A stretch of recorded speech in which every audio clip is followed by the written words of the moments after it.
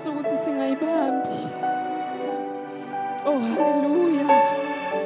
Because as we were preparing, uNkulunkulu promised me ukuthi even the elders will be in our midst, bazalwane.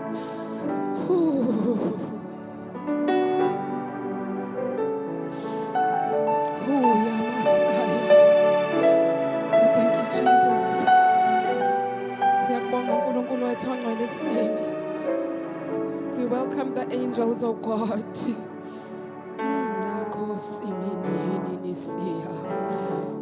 We welcome your angels, oh Father. Oh, they are welcome to come and minister, oh Father. Yes, Shekapaya, Hilia Hasia.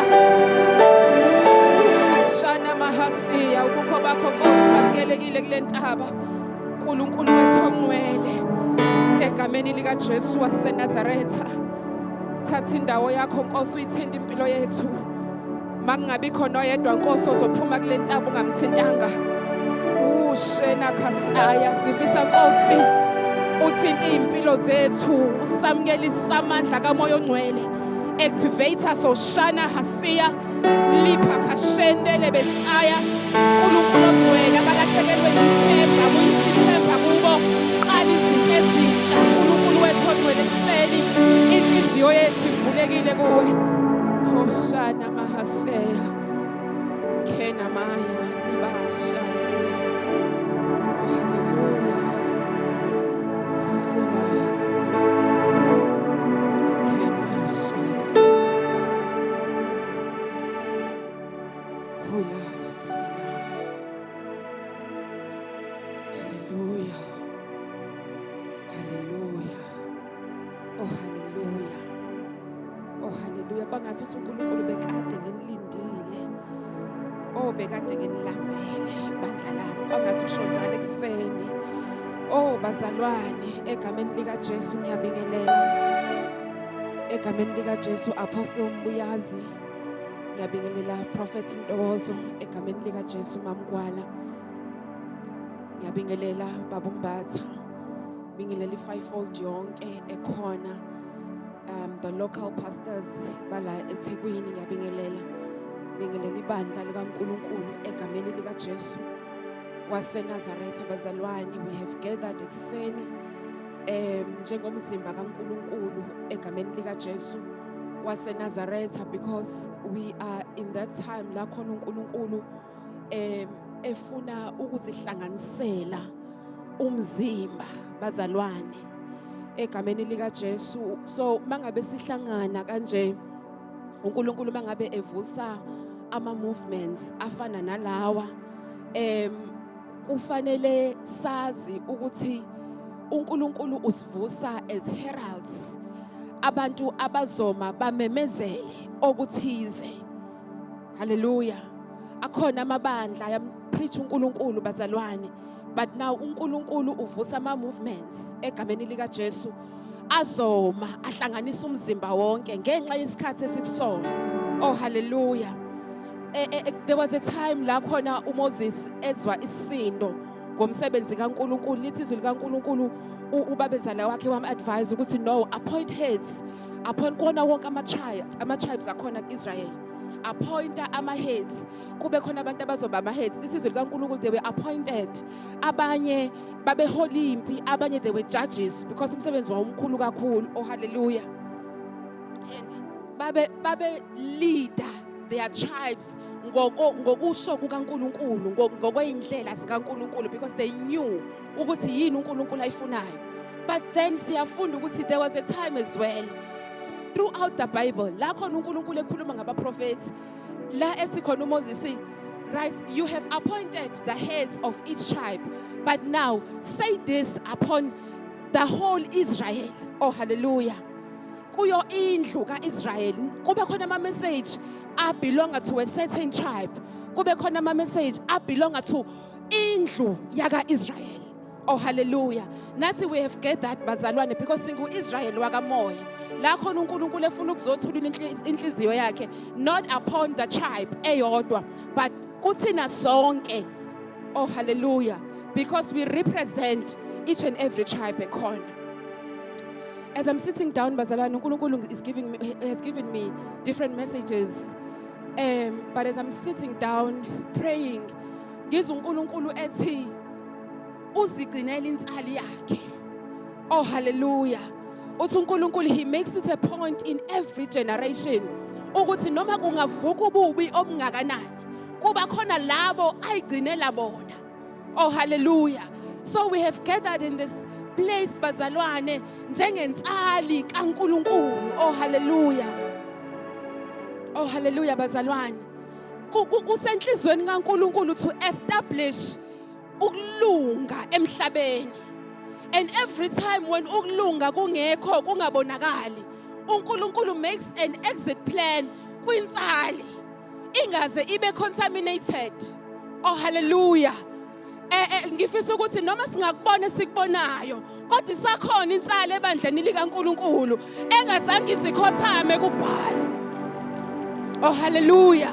So ukuhlangana kwethu ngalendlela, it's because uNkulunkulu ngathi sikwi cave bazalwane. La khona uNkulunkulu has prepared food for us. Oh hallelujah.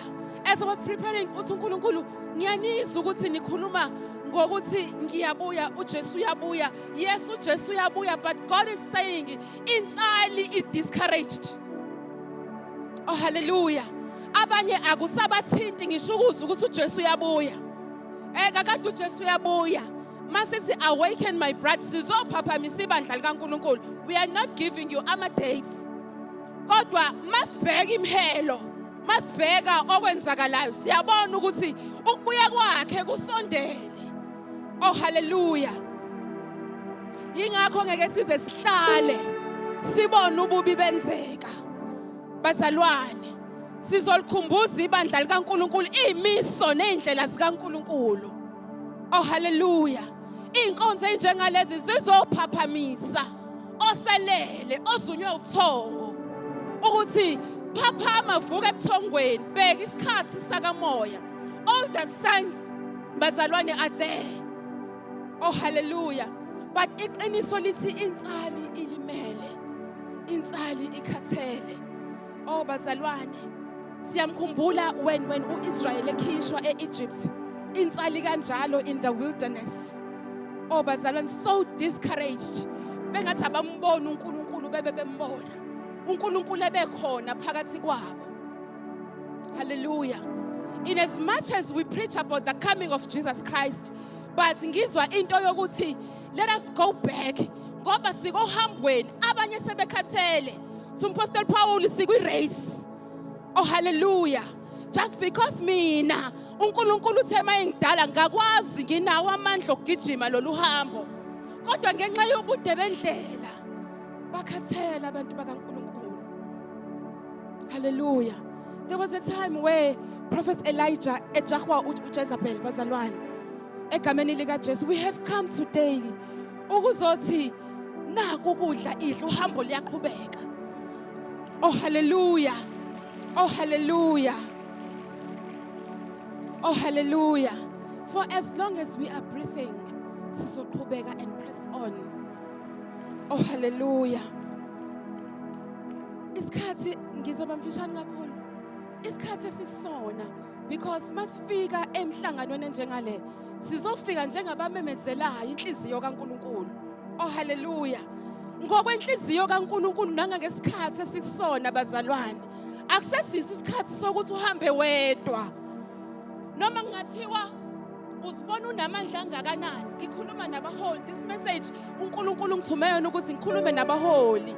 Ngisho ukuthi sesifika esikhathini sokuhlangana senza umbimbi. Oh hallelujah.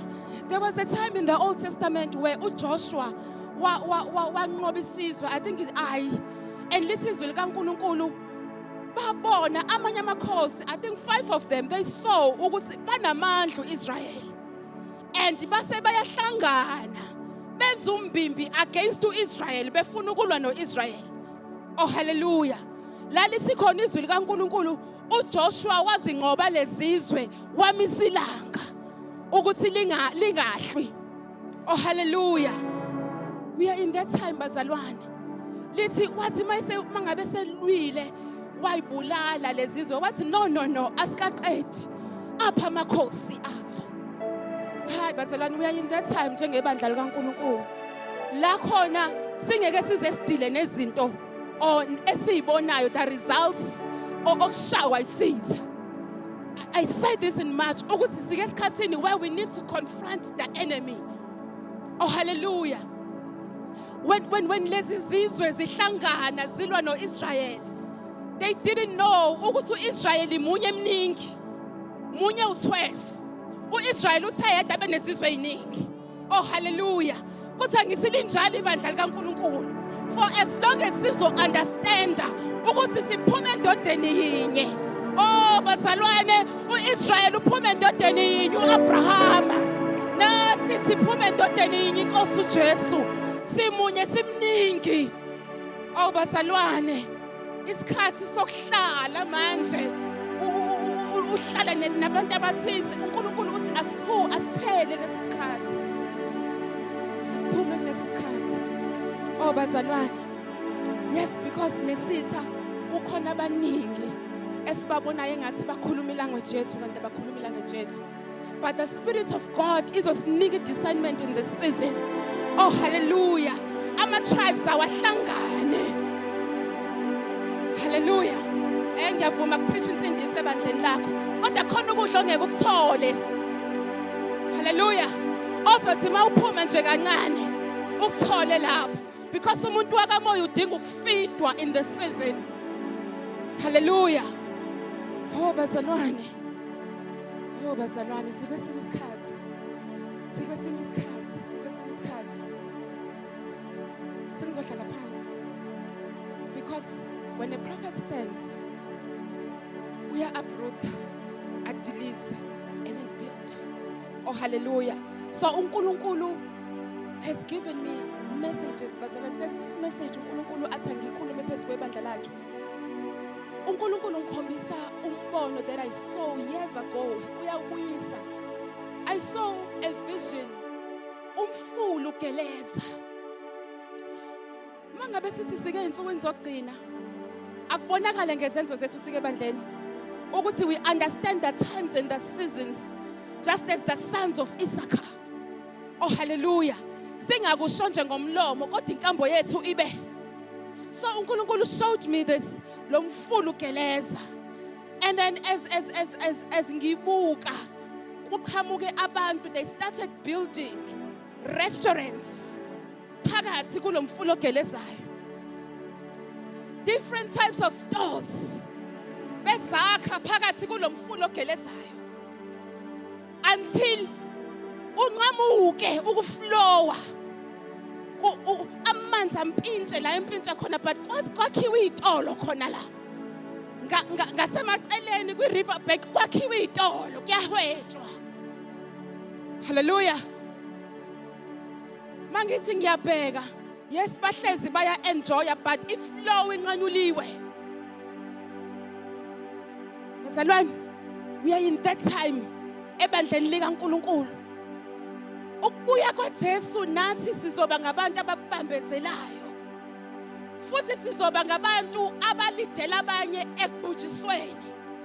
Ngenxa yokuthi kunabantu abangenile endlini kaNkulunkulu, but with the intention of commercializing the gospel. Hallelujah. Abanye sithe sibona inkazimulo. Abanye they saw a chance of commercializing yokudayisa khona endlini kaNkulunkulu. Hallelujah. There was a time where uJesu bafica behwebe ethempelini. Oh hallelujah. Wafike wabashaya. Mayeqeda lapho waphilisa abagulayo. Awubona futhi laba bantu badideka. Bazalwane, ngabe sikude. Ngabe ibandla likaNkulunkulu likude. But we have commercialized. Senze sihwebile endaweni kaNkulunkulu engcwele. Angikhulumi ngabantu abangabiziwe, ngikhuluma ngabantu ababiziwe mina. uNkulunkulu aba-appointile ukuhamba kule season.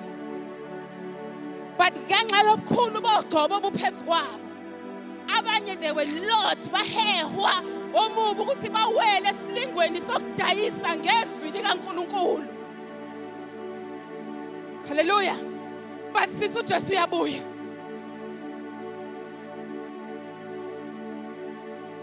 Uzobuya kanjani mangabe iflow inganyulwa kaMoya Ongcwele? Umoya Ongcwele akakwazi ukusebenza kahle because ibandla has commercialized. Lidayisa ngoMkulunkulu bukaNkulunkulu. Hallelujah. When we read the Old Testament, bazalwane, kuwona wonke lama tribes. The New Testament lithi thina singupriest bobukhosi. Lento le yamaLevi, the priesthood is upon us. Hallelujah. But bazalwane, when kuhlukanisizwe, kuhlukanisa umhlaba, kuhlukaniswa yonke into, kuhlukanisa lama tribes. Wathi uNkulunkulu isizwe samaLevi singatholi lutho. I am their inheritance. Hallelujah. Wathi uNkulunkulu yena uyifa labo. Okusho ukuthi mawuthola uNkulunkulu eyifa lakho, unefa laphakade. Amanye amafa ayabola, aphelelwe isikhathi, umhlaba uguge. Kodwa i-inheritance kaNkulunkulu is eternal. But the type of priesthood in these last days, badayisa ngoNkulunkulu bukaNkulunkulu. USathane ugoqa izandla, uyabuka nje. Ngabe ibandla likude nemvuselelo, but inkinga we have commercialized, sasidayisile ngoba uNkulunkulu bukaNkulunkulu. When you are a priest serving, because into ye priesthood angikhulumi ngalabo abavuma ubiza abashumayelayo. It is upon us thina sivumile, not laba abahamba bemenywa kuphela. Wonke umuntu, I join the mention. Lithi izwi likaNkulunkulu, umpristi wayedla emihlatshelweni eyayilethwa. Hallelujah. Wayondliwa uNkulunkulu. Oh bazalwane, umhlatshelo wesono udliwa umpriest. The grain offering yayidliwa umpriest. Kusho ukuthi umpriest wayengalambi. Hawu bazalwane, kodwa sikulesi sikhathi la khona sidayisile ngento kaNkulunkulu ephezulu ngenxa yesisu. Kanti uNkulunkulu is our inheritance. Ulamashande sinasukuma sikhuleke khona hasitha lipa shanta kena sizokhuleka bazalwane. We are going to pray for ibandla likaNkulunkulu. Shana hala hasiya. We are going to pray ukuthi uNkulunkulu avuse laba bathi noma singalamba abazokhulumisa kaDaniel abathi siyakubona kudeliwe kuhle, kodwa thina siyukudla asikusicontaminator. Abathi singamela indlala. Oh hallelujah. Abathi lolu sizi oluncunyana olesikhashana olungolomzuzwana bazalwane. Abazo understand ukuthi liyasebenzela isilinganiso senkazimulo emisiwe ingunaphakade. Let us pray ukuthi uNkulunkulu avuse abantu onhliziyo yabo ikuNkulunkulu icwilisiwe kuNkulunkulu abangenawo ama-agenda. Because ngokwesizini esikuyona kufanele ngabe imfula iyageleza. Lithi izwi likaNkulunkulu leli vangeli liyoshunyayela umhlaba wonke. Lizoshunyayelwa kanjani when we commercialize the gospel? Liyofinyelela kanjani ezizweni? Usepha yase. Liyofinyelela kanjani ezizweni leli vangeli? Bazalwane, asikaba abantu abanganda ukugeleza komfula. Unaya sepha yase.